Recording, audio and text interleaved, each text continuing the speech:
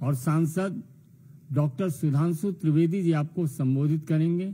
मेरा विनम्र निवेदन आदरणीय सुधांशु जी से है, आपको संबोधित करें।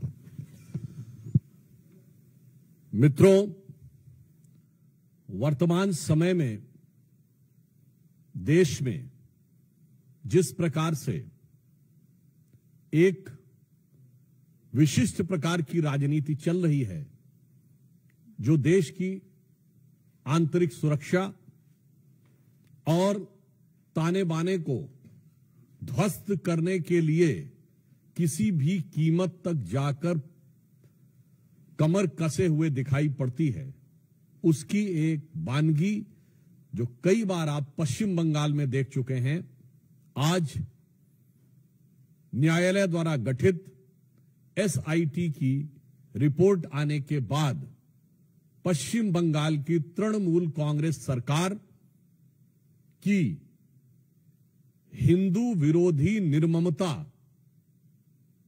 अपने पूरे विद्रूप रूप में सामने आती हुई दिखाई पड़ रही है। इस एसआईटी का गठन न्यायालय के आदेश पर हुआ था, जिसमें 3 लोग सदस्य थे। एक registrar law national human right commission के थे और 2 सदस्य पश्चिम बंगाल की न्यायिक सेवा के थे, अर्थात एक मानवाधिकार आयोग से सदस्य थे और 2 पश्चिम बंगाल की न्यायिक सेवा वेस्ट बंगाल लीगल सर्विसेज थे। और उन्होंने 11 अप्रैल 2025 फ्राइडे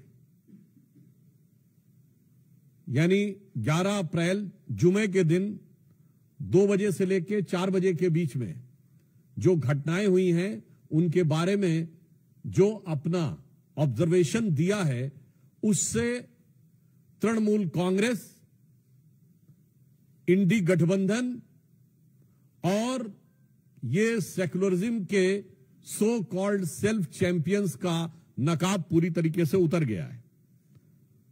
पहली बात, बहुत आश्चर्य और दुख की बात है कि जो लोग ये कहते थे कि पाकिस्तान से युद्ध करने की क्या जरूरत है, सिर्फ आतंकियों के ऊपर कार्रवाई हो, जबकि हमारी सरकार ने आतंकियों पर ही कार्रवाई की, उनमें से एक ने भी नहीं बोला कि पश्चिम बंगाल के मुर्शिदाबाद में किसी भी विषय को लेकर आपको आपत्ति है तो हिंदुओं के ऊपर हिंसा करने की क्या जरूरत है। हरगोविंद दास और चंदन दास पिता पुत्र की मृत्यु पर किसी ने एक शब्द भी नहीं बोला।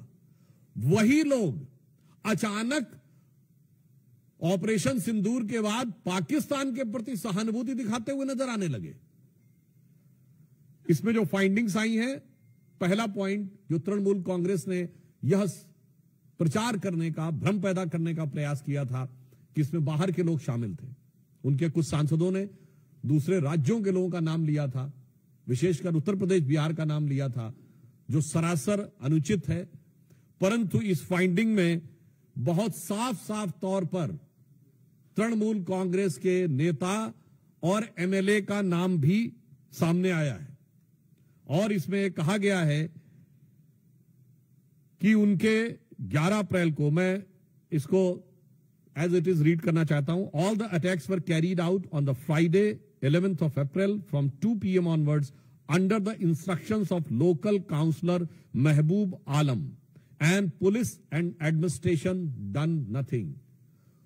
तो ममता जी, ये तो आपकी पार्टी के बहुत महबूब नजर आ रहे हैं, आपकी पार्टी के बड़े प्रिय नजर आ रहे हैं। ये बात अब फाइंडिंग्स में बिल्कुल साफ हो गई। दूसरा विषय यह आया कि एक कुल मिलाकर इसमें बताया गया कि total of 113 houses were damaged and they even fled to Malda. जो ये कहने का प्रयास किया गया था कुछ नेताओं के द्वारा कि ऐसा तो कुछ खास हुआ ही नहीं, कोई महत्वपूर्ण, कोई ऐसी उल्लेखनीय घटना नहीं हुई, यह बात बिल्कुल साफ सामने आई कि 113 जो हाउसेज थे वो पूरी तरीके से विध्वंस हुआ और लोगों को वहां से पलायन करने पर बाध्य होना पड़ा। इसी के साथ साथ यह भी बात सामने आई कि पुलिस ने कई मौकों के ऊपर जो उनकी प्रोसीडिंग्स में, और ये जो तृणमूल कांग्रेस के नेता का नाम ये पेज नंबर 5 के ऊपर अपनी फाइंडिंग्स में लिखा हुआ है।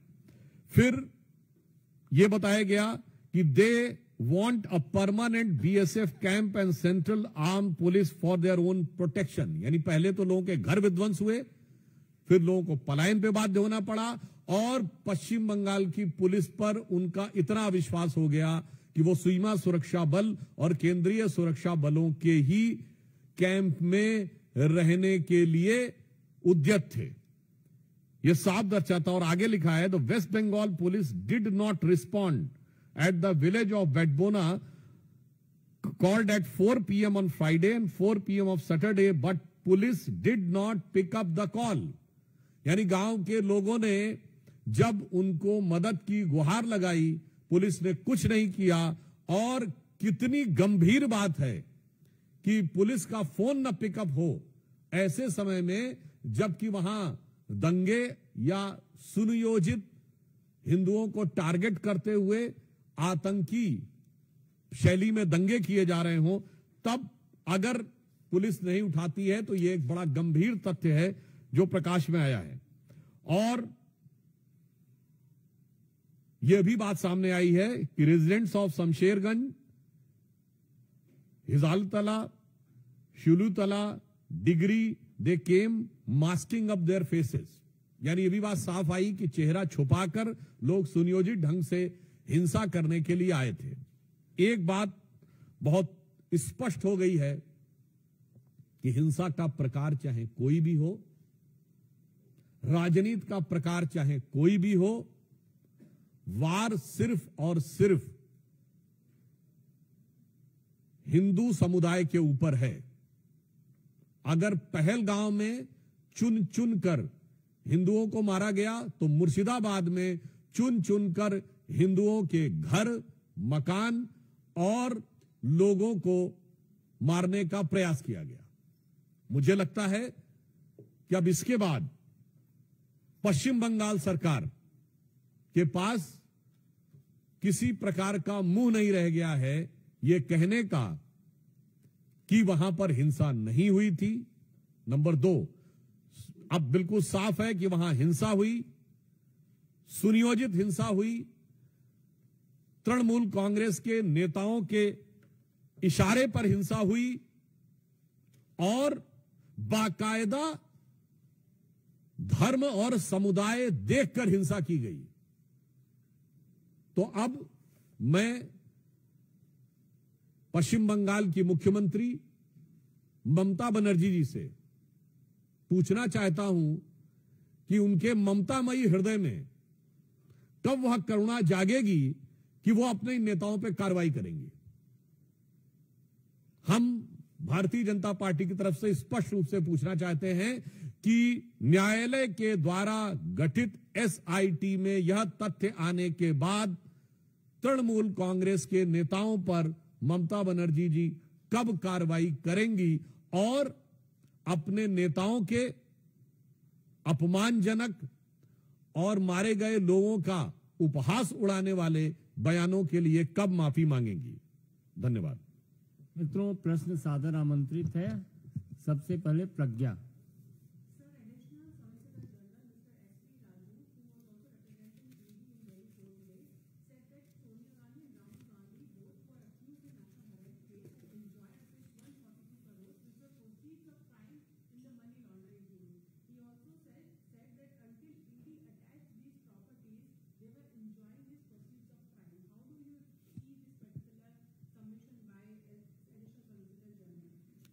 देखिए, this national Herald case has been a very peculiar case in the entire Indian history. Number one, it started in October 2013 by a PIL filed in Delhi High Court, much before Modi government came into power. Second, this is the only case in which Sri Rahul Gandhi ji and Srimati Sonia Gandhi ji has to take the bail. In the recent findings of ED, they have mentioned there is around 142 crore rupees related to proceeds of crime. अब proceed of crime से अगर पैसा आया है तो use किसने किया है, तो इसके बारे में जो इंडिकेशन दिया गया है कि यह सिर्फ प्रॉपर्टी ऑब्टेन करने के लिए नहीं बल्कि अदर रिलेटेड चीजों के लिए भी प्रयोग किया गया है। अदर रिलेटेड चीजें क्या हैं, यह अपने आप में बहुत गंभीर विषय है। नेशनल हेराल्ड का केस एक और दृष्टि से भारत के इतिहास का बहुत विचित्र केस है कि एक कंपनी जिसके पास हजारों करोड़ की प्रॉपर्टी है वो 90 करोड़ के कर्जे में बिक जाती है। चौथी दृष्टि से एक और यूनिक केस है कि ये बिकती क्या है कि खरीदने वाला और बेचने वाला दोनों एक ही होते हैं। ऐसा क्रय विक्रय आपको भारत के इतिहास में कभी देखने को नहीं मिलेगा। सामान्यतः भ्रष्टाचार में देने वाला कोई और होता, लेने वाला कोई और होता है। यहां पर देने और लेने वाले दोनों एक ही हैं। इसलिए जो ईडी ने फाइंडिंग की है, इसमें एक और बिंदु समझिए। कांग्रेस पार्टी ये कहती है नेशनल हेराल्ड बंद हो गया। 67 साल के शासनकाल में, जो हमारी सरकार आने से पहले था, 60 साल कांग्रेस या उसकी समर्थक सरकारों का शासन रहा। 55-56 साल सीधे कांग्रेस का शासन रहा। अगर उसमें कांग्रेस के अनुसार जो क्लेम है कि स्वतंत्रता संग्राम सेनानियों का यह अखबार जो पंडित जवाहरलाल नेहरू जी के द्वारा चलाया गया था, स्थापित किया गया था, और जो 3 भाषाओं में निकलता था, नेशनल हेराल्ड इंग्लिश में, नवजीवन हिंदी में और कौमी आवाज उर्दू में, इसका मतलब उसका कोई खरीदारी नहीं था। यानी कांग्रेस के कार्यकर्ता भी उसे खरीदने को तैयार नहीं थे। कांग्रेस ने अपने कार्यकर्ताओं की जितनी संख्या बताई है, उतने भी लोग अगर खरीदते तो ये तीनों बिकने के कगार पे नहीं आते। तो नेशनल हेराल्ड और नवजीवन तो छोड़िए, जो नवजीवन नहीं दे पाए, कौम ने भी कौमी आवाज नहीं सुनी।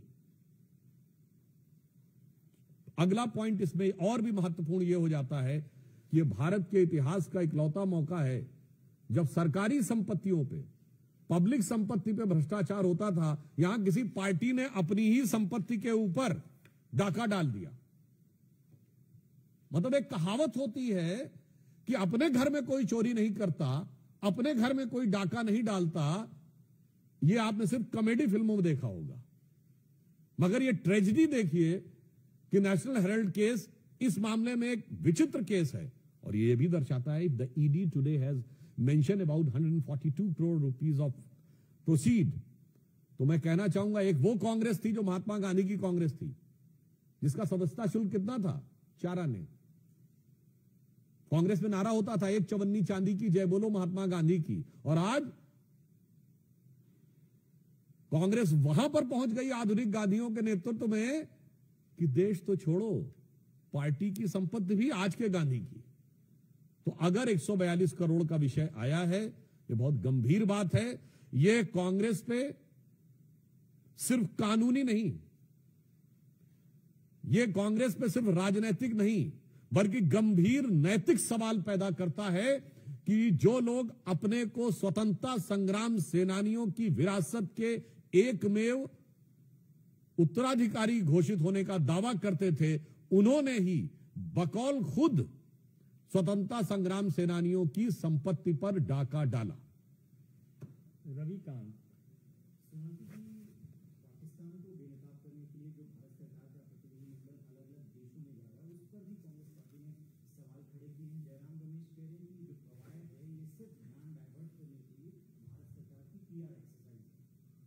देखिए, हम ये बात भली भांति समझ सकते हैं। कांग्रेस पार्टी इस समय सबूत न मांग पाने की जो खिसियाहट है, उस छटपटाहट में इस ढंग का बयान देने को बाध्य हो रही हो। हम एक बात बहुत स्पष्ट रूप से कहना चाहते हैं कि अगर उन्हें लगता है कि कोई डाइवर्जन की बात है, तो मैं सिर्फ कोट करना चाहता हूं पाकिस्तान के प्राइम मिनिस्टर शहबाज शरीफ ने, जब ऑन रिकॉर्ड ये बोल दिया कि 9 और 10 तारीख की दरमियानी रात, ये उनका वर्ड है, 9 और 10 तारीख की दरमियानी रात हमारे सिपा सलार जनरल सैयद आसिम मुनीर ने मुझे 2:30 बजे रात को जगाकर कहा कि हिंदुस्तान ने नूर खान एयरबेस के ऊपर मिसाइल गिरा दिया है। अब इतना बड़ा जो डाइवर्जन हुआ जाके नूर खान एयरबेस पे, ये अगर कांग्रेस को नजर नहीं आता है तो मुझे लगता है उनकी नजर के ऊपर से लगता है राष्ट्रवाद का पानी पूरी तरीके से हट चुका है। सेकंड पॉइंट, जो इन्होंने कहा कि ये ध्यान बांटने के लिए कि जा रहे हैं बाहर, ये भारत के सभी सांसदों का अपमान तो है ही, मगर मैं जयराम रमेश जी से पूछना चाहता हूं, आपके नेता तो ध्यान लगाने के लिए जाते थे। आपके नेता या तो ध्यान लगाने को विदेश जाते थे या देश को बांटने के लिए विदेश जाते थे। आपके नेता ने जितनी बार विदेश गए हैं, देश को बांटने वाली कोई ना कोई बात कह के आए हैं। पहली बार सभी दलों के लोग एक साथ मिलकर भारत की एकजुटता का प्रदर्शन कर रहे हैं। और जहां तक हमारी नीति है, हमारी नीति भारतीय जनता पार्टी की बहुत स्पष्ट है कि इस ढंग के मौकों के ऊपर दलगत भावना से ऊपर उठकर अंतर्राष्ट्रीय मंच पर भारत की एकजुटता दिखानी है, चाहे हम विपक्ष में हो या सत्ता पक्ष में। जब हम विपक्ष में थे तो 1995 में जिनेवा में पाकिस्तान कश्मीर को लेकर प्रस्ताव ला रहा था, तब हमारे तत्कालीन नेता प्रतिपक्ष अटल बिहारी वाजपेयी जी ने नरसिम्हा राव का समर्थन जिनेवा में जाके किया था और नरसिम्हा राव को क्रेडिट भी दिया था उस सरकार को, और घर में आकर जो बात कहनी थी कही थी। और ये बात मैं इसलिए भी कह रहा हूं, आप में से कोई भी जाके चेक कर ले ऑन रिकॉर्ड, उस समय पाकिस्तान की प्रधानमंत्री बेनजीर भुट्टो का पाकिस्तान की नेशनल असेंबली में दिया गया बयान है कि देखो भारत में प्रतिपक्ष कैसा है जो सरकार का समर्थन कर रहा है आकर, और हमारा पोजीशन यानी पाकिस्तान का पोजीशन कैसा है जो विरोध कर रहा है। आज वैसा पोजीशन हमारे यहां हो गया है। इसलिए यह बात जो कहने का प्रयास कर रहे हैं, वैसे ऑन द लाइटर नोट मैं एक और बात कहूं, लगातार आप देख ही रहे हैं कि कांग्रेस पार्टी के नेता एक के बाद एक ऐसा बयान देते हैं जो पाकिस्तान की मीडिया की सुर्खियां बटोरे।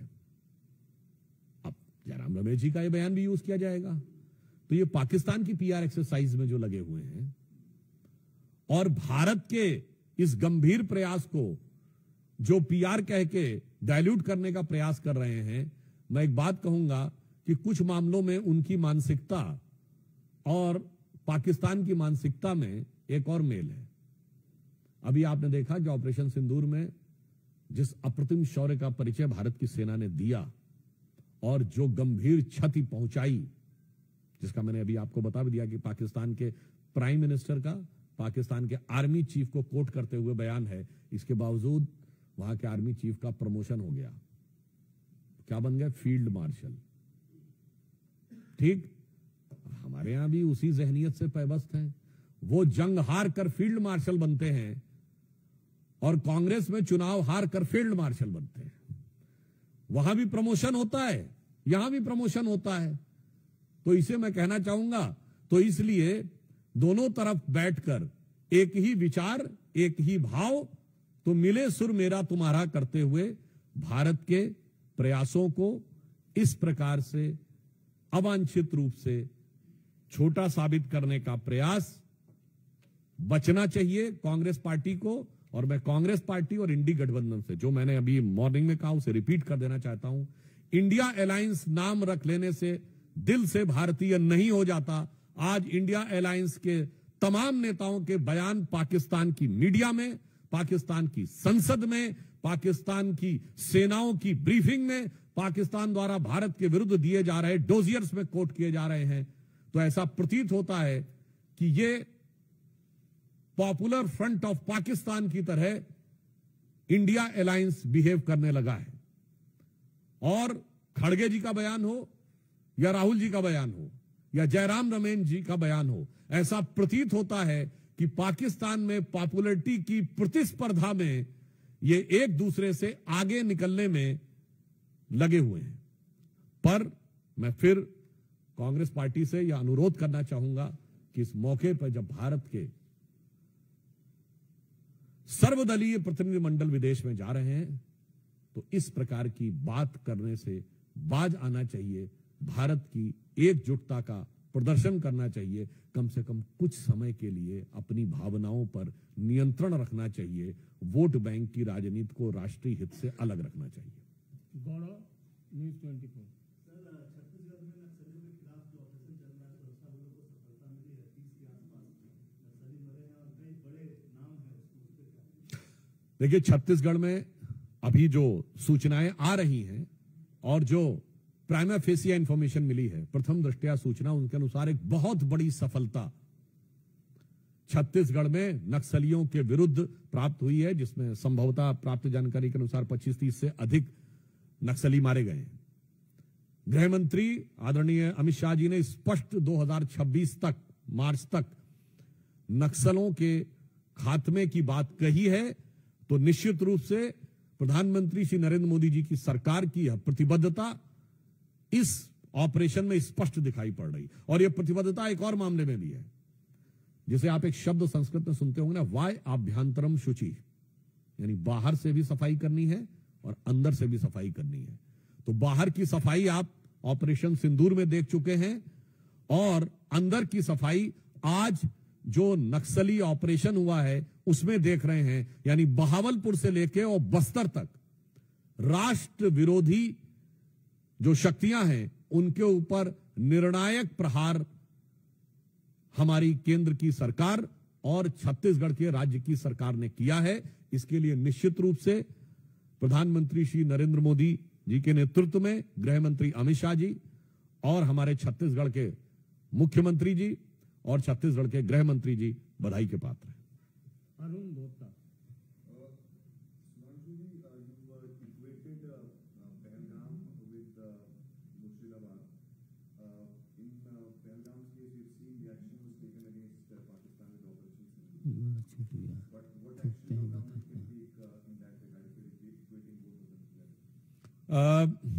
Definitely, in Pahalgam, it was done by bullet. I hope, I wish, and I am confident that is the befitting reply of the Murshidabad targeted attack on Hindus will be replied with ballot. और कोई प्रश्न? वैसे एक और बात आप कह दें कि वो उनको लगता है कि हम बाहर जाते हैं, जो जयराम रमेश जी ने कहा ना कांग्रेस पार्टी ने हमारे प्रतिनिधि मंडल के लिए कि ये बाहर केवल ध्यान बटाने के लिए जाते हैं, तो मैं ये भी बता दूं कि हम वो हैं जो पहले ठोक के आते हैं, फिर पड़ोसी को बताते हैं और फिर जरूरत पड़ने पे पूरी दुनिया को भी बताते हैं। मगर उसके बाद कांग्रेस के जो अरमान हैं वो खुद ब खुद निकलकर सामने आ जाते हैं।